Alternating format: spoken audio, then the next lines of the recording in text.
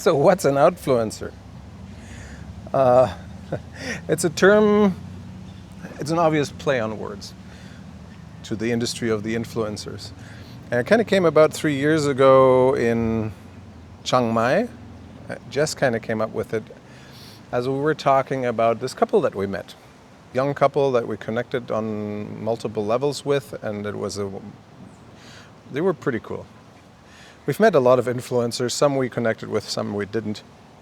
But in the conversation with them, it reminded us of certain points that we didn't really relate to, or let's say we didn't agree with. They were not along the lines of what we believe in, our convictions. These guys were doing what they needed, or what they've experienced works for their channel to gain traction, and they were at that time about a year in traveling full time that their influencer channel made possible. So honestly, there was some envy. I mean, who doesn't want to have a free hotel room, right? But there was also admiration. And so the conversation we had was just about the things that we don't agree with, and that brought this name about. I mean, we talked about all the things that we think are cool as well.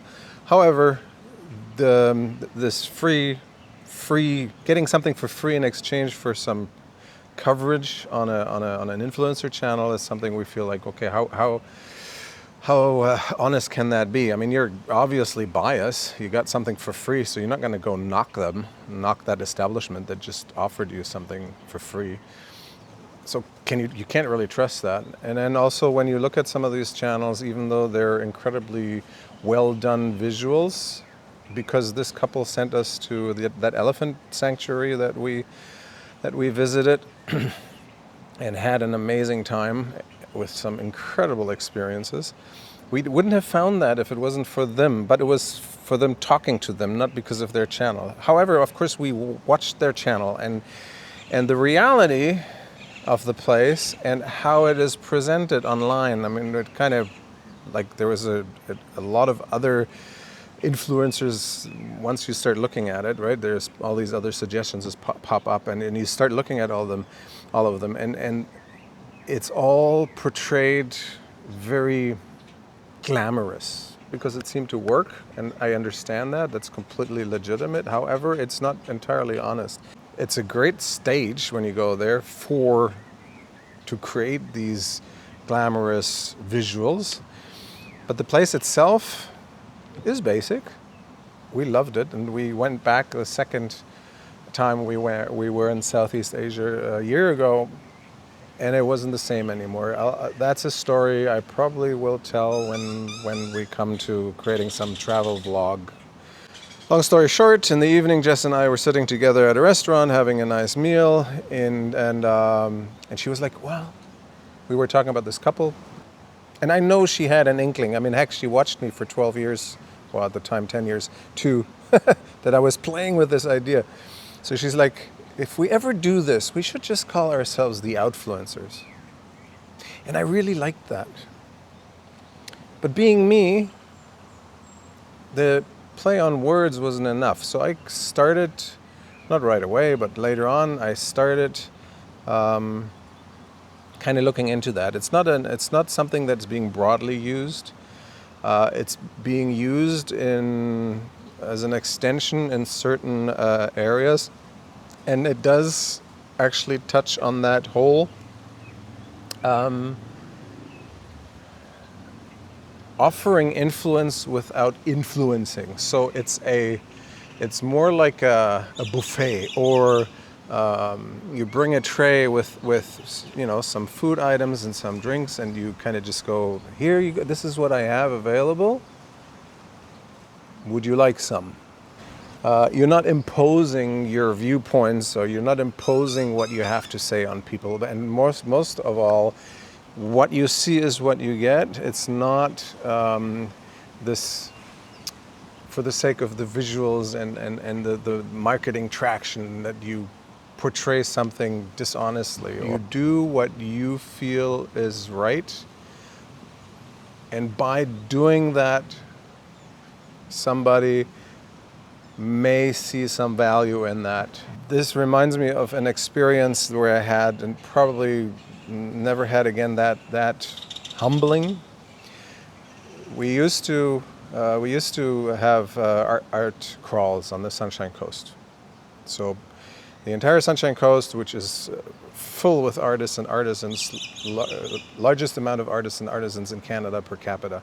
And once a year, all these studios would be open to the public, and people would just go from studio to studio. And so they showed up in our studio, and there was this one young man that listened to our story, had a whole whack of questions, found out that how we built the shop, like out of sustainable building materials, that we figured everything out, how to get electricity up there, like 3-phase, which wasn't available, so we had to produce it ourselves. So like he was really interested in all the hurdles and how we overcame them.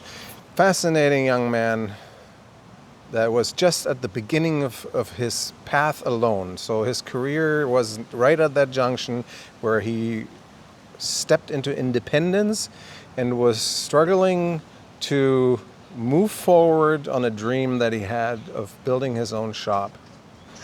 At the end of the conversation, he told me, "This is such an inspiration. What you guys have done here shows me that it is possible. I did not think it is possible. I thought this is just a dream I have, and the reality would be way too overwhelming that I could transform my dream into reality.